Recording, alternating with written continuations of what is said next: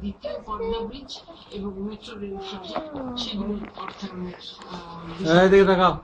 সেখানে ব্যবস্থা হবে শিবিরের যা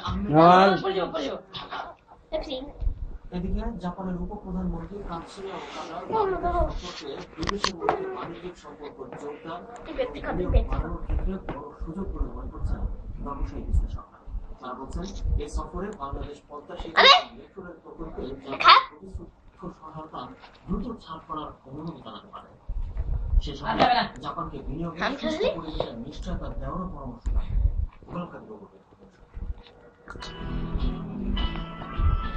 সাথে কথা বলো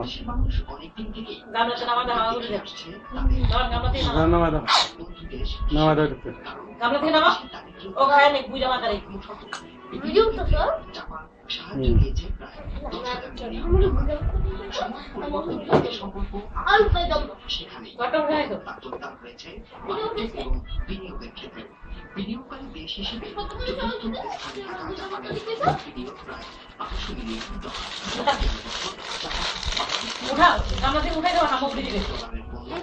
বাংলাদেশ কিনেছে প্রায় $1 বিলিয়ন পণ্য।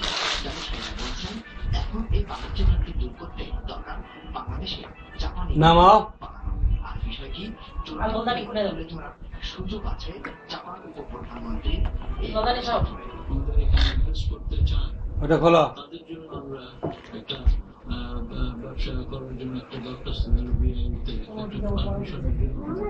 যদি বলা যায় যে এটা 1 মাস প্রয়োজন হয় সেইভাবে যদি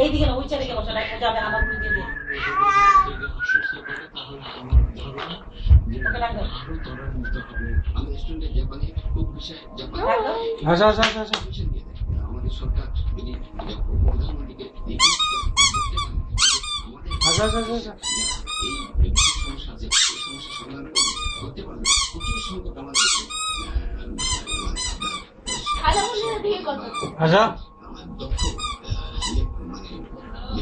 হ্যালো মেট্রো রেল নির্মাণ এবং বিষয়টি এখন বাংলাদেশের এবং আলোচিত প্রকল্প।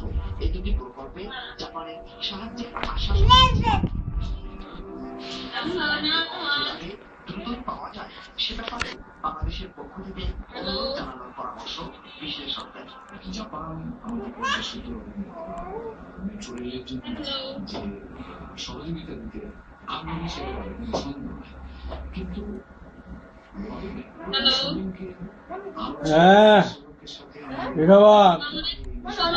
ওয়ালাইকুম সালাম, কি অবস্থা তোমাদের?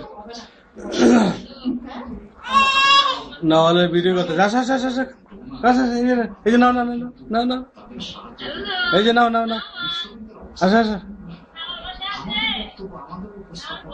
আসা আসা আসা আসা আসা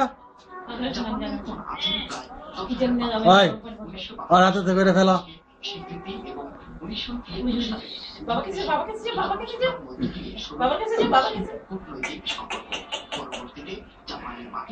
বাংলাদেশের প্রথম শহীদ মিনার প্রতিষ্ঠা সে সম্পর্কটি তুলে ধরেছে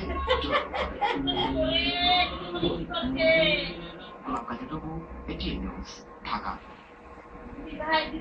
সময় হলে সঙ্গে থাকুন, আরো কত স্টারে ছবি রয়েছে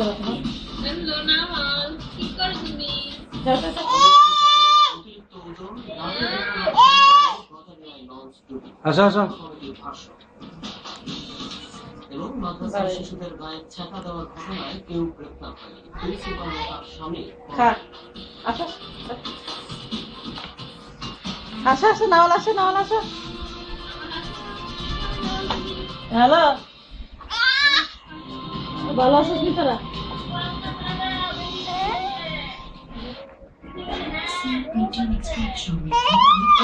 সাউন্ড পাইছে না?